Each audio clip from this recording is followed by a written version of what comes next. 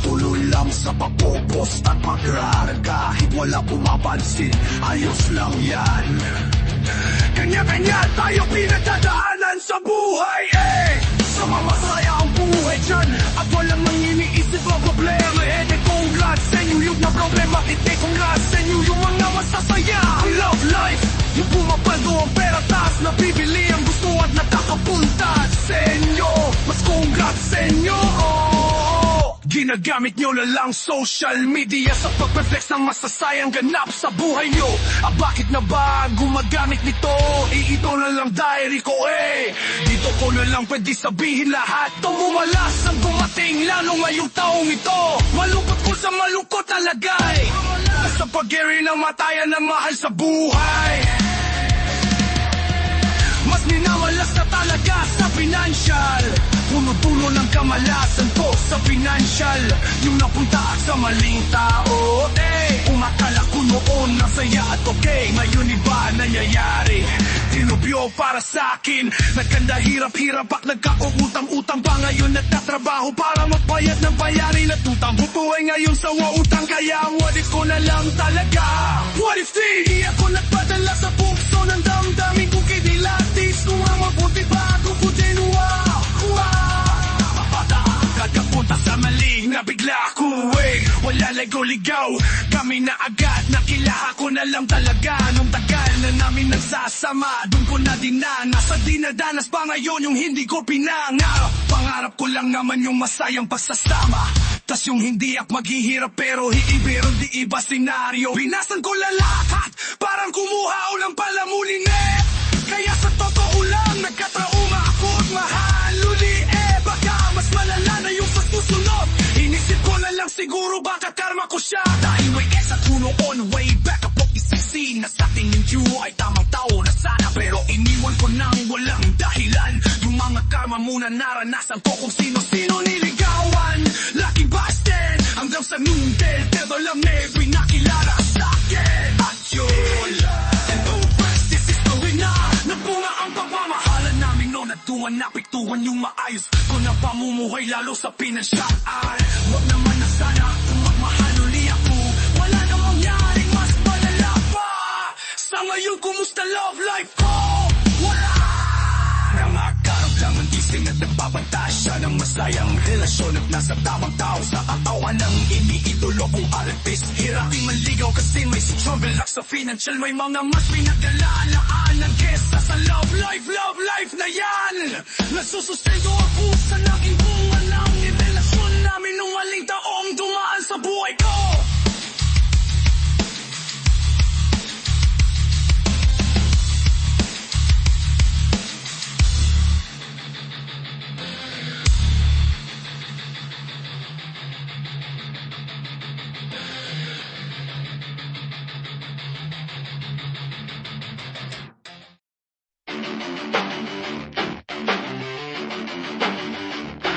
Lang sa pagpopost at pagralan kahit wala pumapansin, ayos lang yan.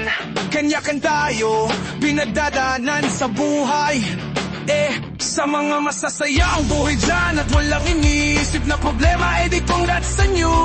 Yung mga masasayang love life, yung pumapaldo ang pera tas nabibili ang gusto at nakakapabon sa inyo. Mas congrats sa inyo. Ginagamit nyo na lang social media sa pag-reflex ng sasayang ganap sa buhay nyo. Bakit nga ba gumagamit nito? Eh ito na lang ang diary ko, eh. Ito ko na lang pwede sabihin lahat ang buhay ko, kas ngayon lang malungkot ko talaga. Puro malas ang dumating lalo ngayong taong ito.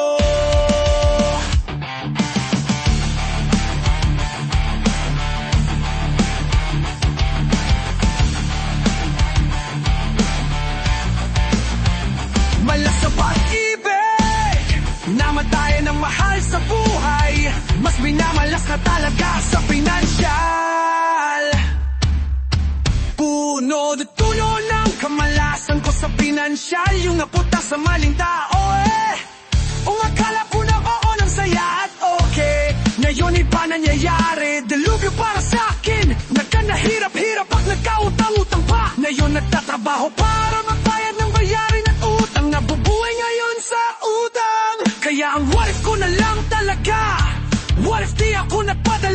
puso ng damdamin. Kung kinilatis ko una, mabuti bago yung ginawa. Baka defo napunta sa mali na bigla. Ako wala na ligaw-ligaw kami na agad. Nakilala ko na lang talaga nung tagal na namin nagsasama. Doon ko na dinanas at dinadanas pa.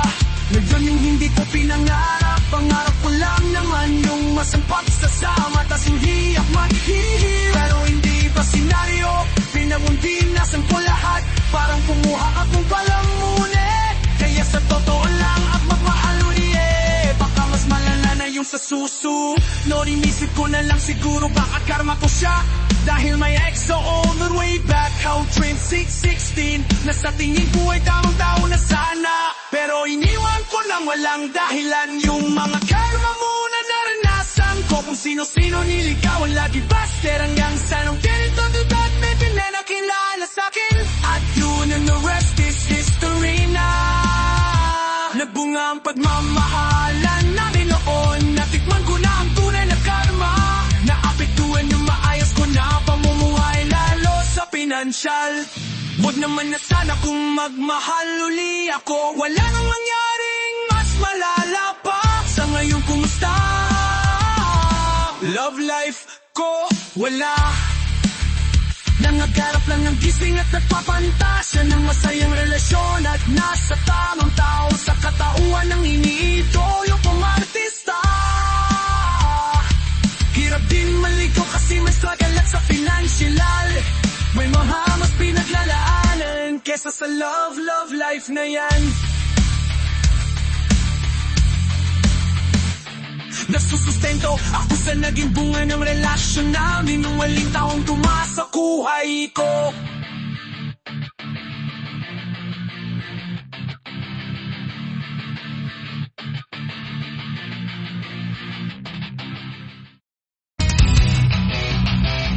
Laki na pinagbago ng buhay ko.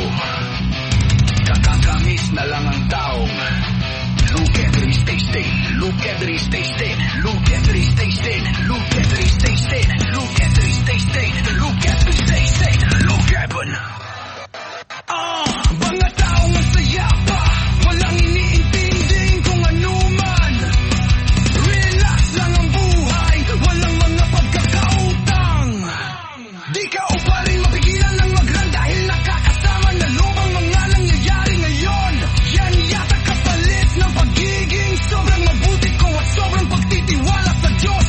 Mabuti na lang may mga karamay pa din sa pinagdadaanan ko. Kahit hindi man sila tao, sila mga tinuturing ko na kaibigan talaga. Dahil hindi ako inewan at walang bahid ng pagiging peke at plastic.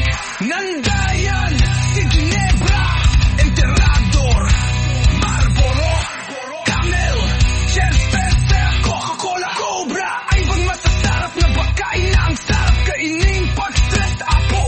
Same time up to time talaga ang musika pag mandi talaga. Dahil ikaw ay walang samsa, babigi ako sa katahimikan. Iged dagbasi, ay nanilalaan siya ng music ang nangasinulat kung kanta na ang tema iba-iba may tungkol sa pag-ibig. Kalibubugan pagnanasa, galit manggaran ko sa buhay. At sing mayroong tungkol kay Satanas. Pinakutuplay ko sa manga ay lingkong ko ay yung tungkol kay Satanas na sisinaas ang gayos ng murong ito. Naginaman ko ng iba-ibang genre sa pamamagitan ni Mermekun, Bridge Pop, Hip Hop, Love Blend, Hackback, Kesay. Pinapatopli ko yan kagamarisek. Kung panikari kaganyang agaging nanalasi ko walang ko sa mundo. Ko sa mundo.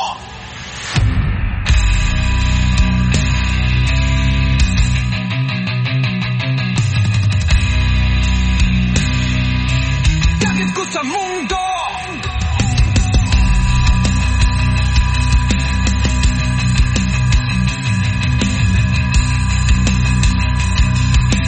Napatok pa ko yang pag-inisip ko. Mga galing at hinanagit ko sa mundo.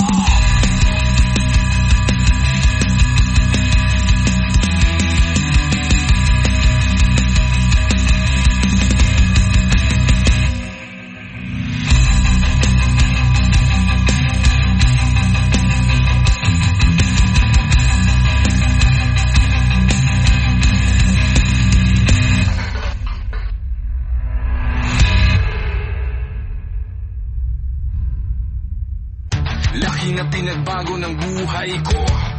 Nakakamiss na lang ang taong 20, 20,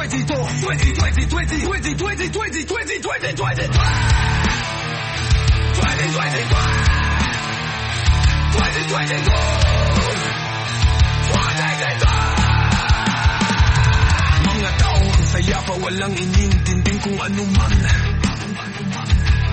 Relax lang ang buhay, walang mga pagkakautang. Di ko pa rin mapigilan ang mag-rant dahil nakakasama ng loob ang mga nangyayari ngayon. Yan yata kapalit ng pagiging sobrang mabuti ko at sobrang kang pagtitiwala sa Diyos. Mabuti na lang may mga karamay pa din sa pinagdadaanan ko. Kahit hindi man sila tao, sila mga tinuturing ko na kaibigan talaga. Dahil hindi ako imbewan at walang bahid ng pagiging peke at plastic. Nandiyan si Ginebra, Emperador, Marlboro, Camel, Chesterfield, Coca-Cola, Cobra.